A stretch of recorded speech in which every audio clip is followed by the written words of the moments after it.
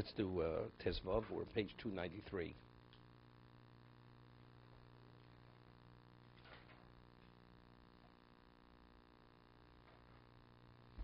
The Rama says that although people are lighting from in his home, whether it's his wife or other people, if the person wants to be machmir, you could light wherever you may be.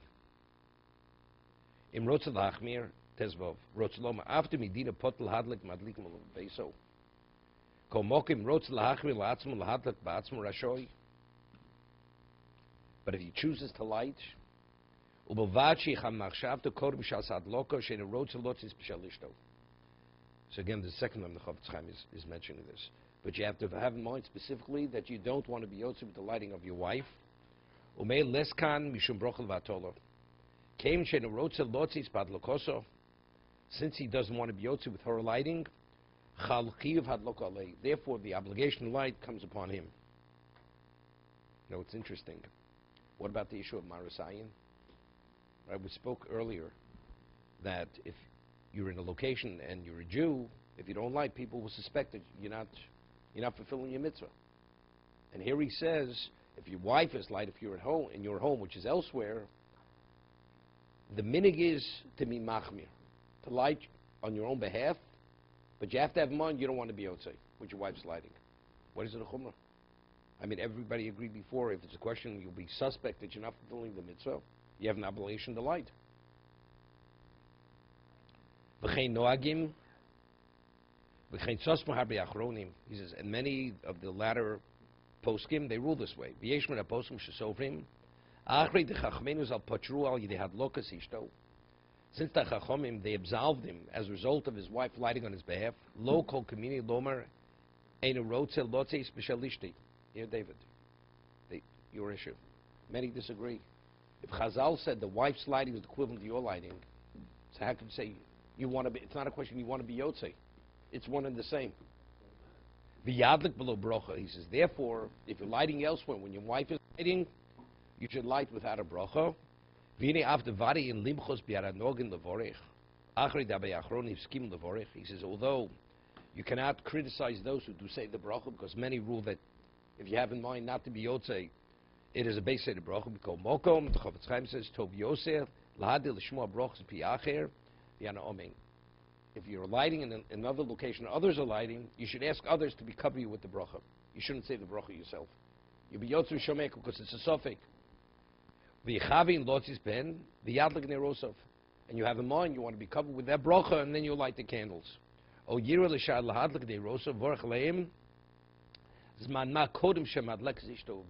something interesting. What about if you light before your wife lights? So you're lighting at a time, you weren't yotze yet.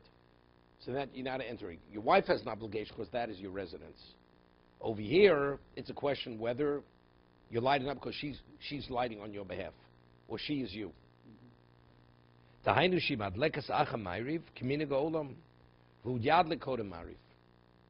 Okay?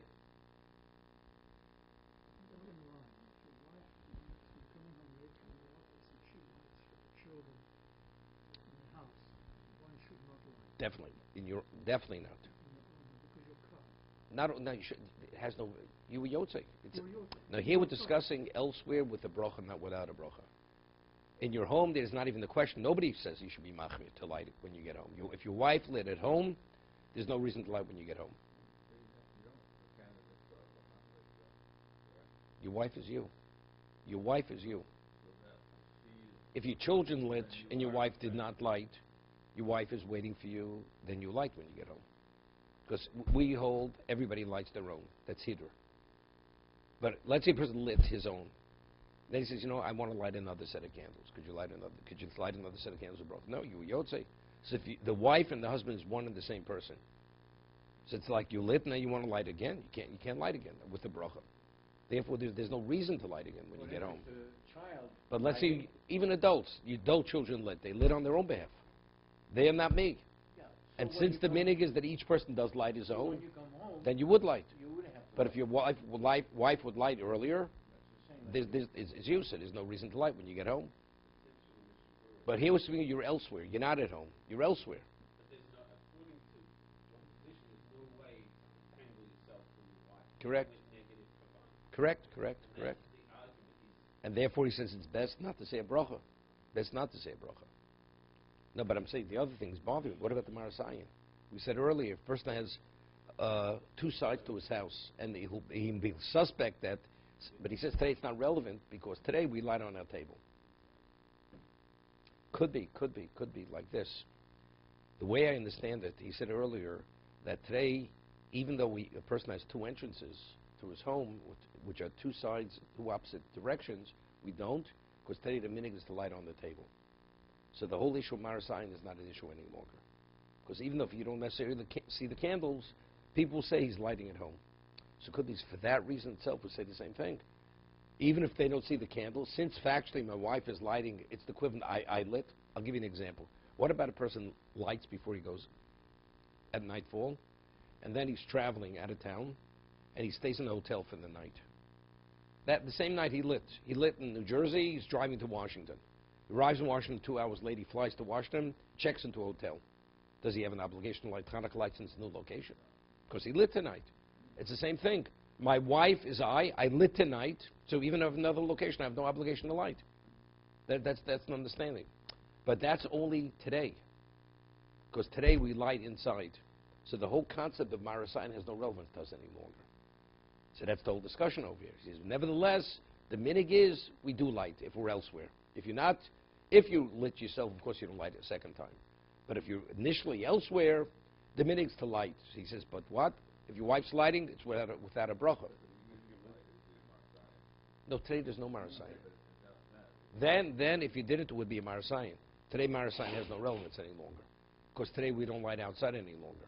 Well, like if the man is out of town and he calls his wife, did you lit? She says yes, so you don't have to lit. Light. You don't have to light. Nobody says, but still the minhag is we do. We do. But if you do, you should better do it without a bracha. But we have to, is it an obligation? No. It's a minhag. The minhag is two. Yeah, because right, correct. Right for the Marasayan. Correct. Okay, let's see Dalid.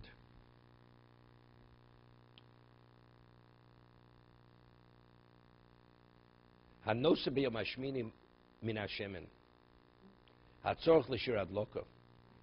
Now, we had to discuss this before.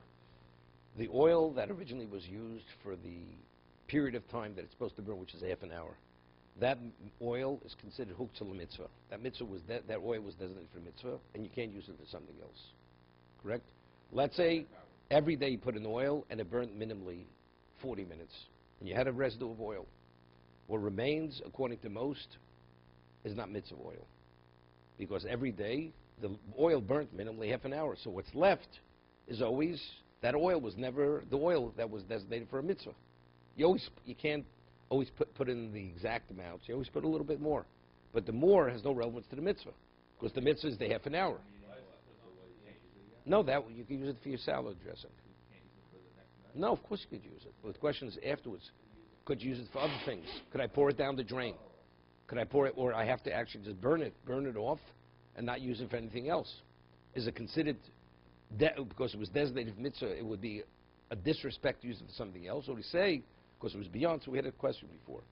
If a person had in mind specifically that every night I only am designated half an hour's worth, I don't want it to burn longer than a half an hour. Anything that's beyond the half an hour has no relevance to the mitzvah. But a person says, I want to enhance the mitzvah. Let it burn beyond, and it's okay if it burns longer, so therefore even the beyond has relevance to the mitzvah. Others said, no, even if you have that in mind, factually, it's not the mitzvah. There's no mitzvah. It's not even hidden mitzvah that it should burn more than half an hour. So anything beyond a half an hour has no mitzvah relevance. Okay?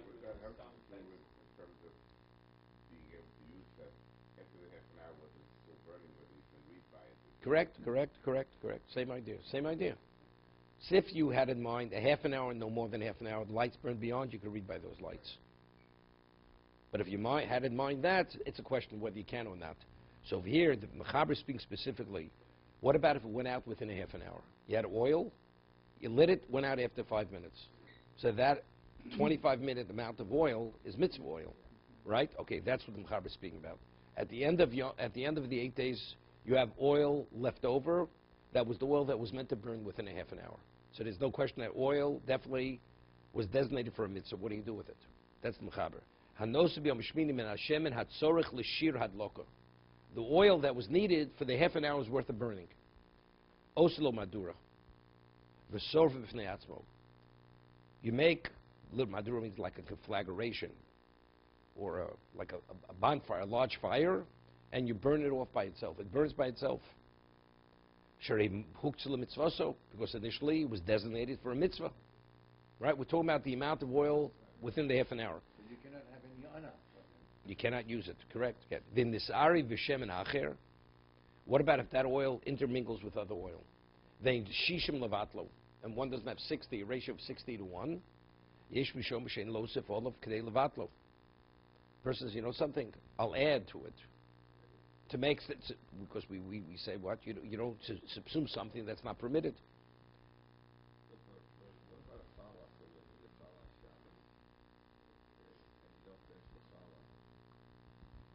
It's not the same. It's not the same. Or the meat, or anything. There's the challah is it's all only it's only Shabbos. It's only Shabbos. It's only. So what do you want to drink it for? Let's say you drink from the wine, and let's say you only have to drink a certain amount, and you have more, right? And you want to say l'chaim for something else. What, is there something wrong with it? Definitely not.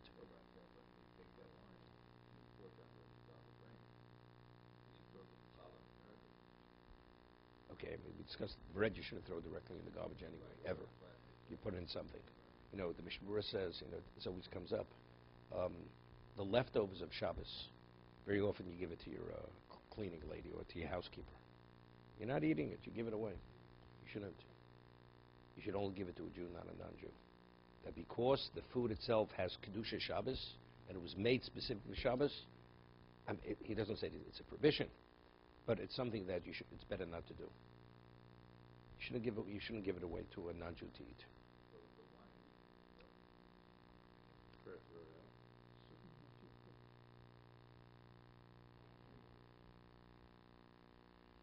Okay.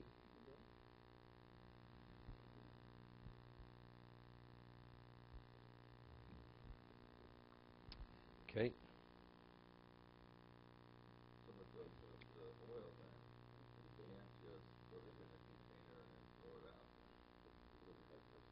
Let's say you can't burn it, and you wrap it. No, it's no different than a lulav. Why would it be different than a lulav? So good, but it's better to burn it. It's better to burn it. Better to burn it, but let's say you can't. It's not so simple today to burn something. You have a large amount of oil. What are you going to do? So what you have to do is take a large glass, put a wick in it, just let it burn out. That's the only way to. You wrap it up, throw it in the garbage. That's it. Discard it.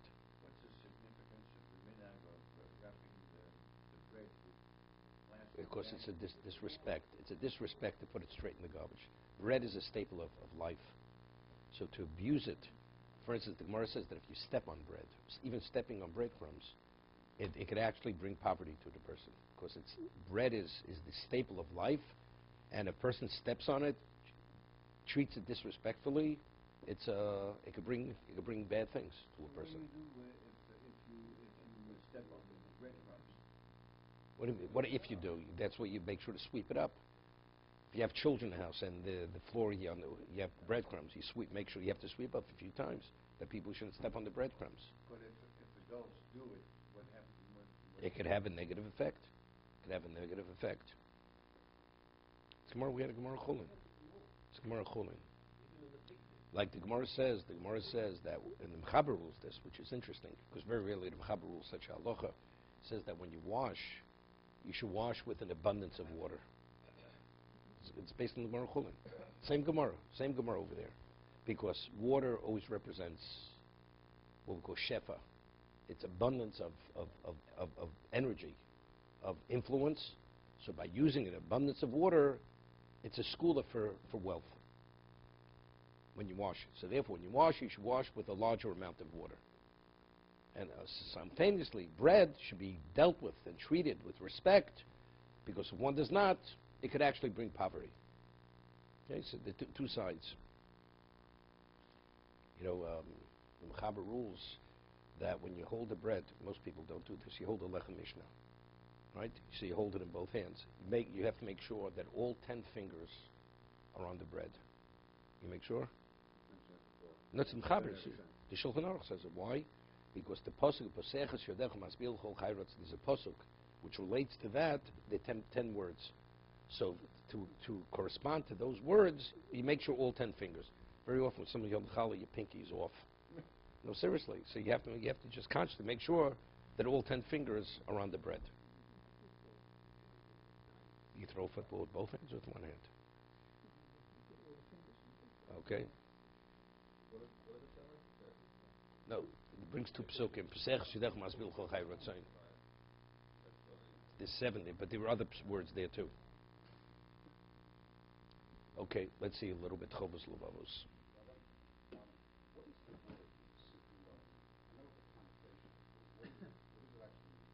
Skula means a treasure, right? We say skulas malochim. It's like the treasure of a king.